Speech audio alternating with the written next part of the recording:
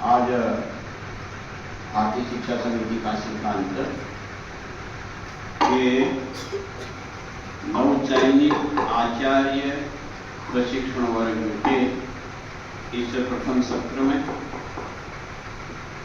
हमारे मध्य में उपस्थित डॉक्टर रामनवर जी और व्यवस्था में लगे हुए सभी प्रधानाचार्य बंधु भगिनी, हमारे संभावनीय शिक्षक श्रीमान गोपाल जी,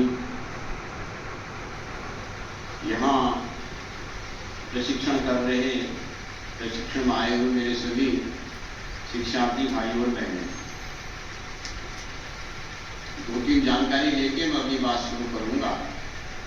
अपने में से जो अभी अपने विद्यालय में नहीं गए लेकिन यहाँ प्रशिक्षण करने के लिए आए हैं, उनका चयन हुआ है विद्या भारती में, स्कूलों के लिए, विद्या मंदिरों के लिए। ऐसे अपने में से कोई है दृष्टि से पूर्ण विकसित, ऐसा होता है। तो शारीरिक दृष्टि से, प्राणिक दृष्टि से,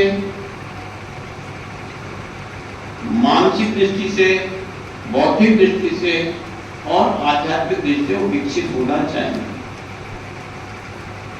तो ये 5 प्रकार का विकास, शरीर का विकास, प्राण का विकास, मन का विकास, बुद्धि का विकास और आत्मा का विकास, आध्यात्मिक माने आत्मा का विकास, ये जो 5 प्रकार का विकास है, इसको हमने शरीर का विकास कहा, व्यक्ति का विकास कहा। अब इसको ही व्यक्ति का सर्वांगीण विकास कहा गया। सर्वांगीण माने सब प्रकार का विकास, सभी अंगों का विकास, ये ध्यान में आया ना, सभी अंगों का सर्वांगीण विकास, ये शरीर, प्राण, मन, बुद्धि और आत्मा का विकास माने ये सर्वांगीण विकास।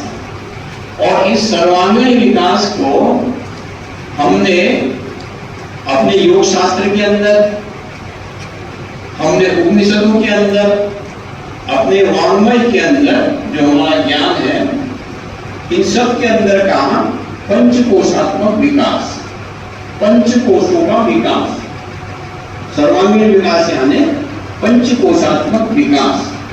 आप जो अपने विद्यालय में शिक्षण का कार्य कर रहे हैं और 1 साल से हैं, 2 साल से हैं, उनको ध्यान में आ गया होगा कि 2020 में एक राष्ट्रीय शिक्षा नीति आई है। आप सबको ध्यान में है कि राष्ट्रीय शिक्षा नीति 2020 में कोई आई है? ऐसा कितने लोगों को ध्यान में है? हाथ खड़ा करेंगे जिनको पता है कि 2020 में राष्ट्रीय शिक्षा नीति आई है। अच्छा, हाँ, हाल ही तो राष्ट्रीय शिक्षा नीति आई है। तो उस राष्ट्रीय शिक्षा नीति में भी, राष्ट्रीय शिक्षा नीति कौन बनाता है? शिक्षा विभाग बनाता है, केंद्र के द्वारा बनती है। तो वो जो राष्ट्रीय शिक्षा नीति आई है, उस राष्ट्रीय शिक्षा नीति में भी बालक के सर्वांगीण विकास अर्थात पंचकोशात्मक विकास करेंगे। राष्ट्रीय शिक्षा नीति में भी इसको पंचकोशात्मक विकास कहा है। और हम विद्या भारती के प्रारंभ काल से ही, ये जब से विद्या भारती का काम प्रारंभ हुआ, अर्थात सीधे सीधे कहेंगे शिशु मंदिरों का काम 1952 से पहला विद्यालय गोरखपुर में शुरू हुआ था। पहला विद्यालय गोरखपुर में 1952 में शुरू हुआ था, शिशु मंदिर। तब से हम बालक के सर्वांगीण विकास की संकल्पना लेकर के इस काम को कर रहे हैं शिक्षा के क्षेत्र में। तो हमारी इन सब बातों को ध्यान में रख करके तो शिक्षा विभाग ने भी राष्ट्रीय शिक्षा नीति में सर्वांगीण विकास और पंचकोशात्मक विकास की बातचीत की है। अब अपने को इस समय सर्वांगीण विकास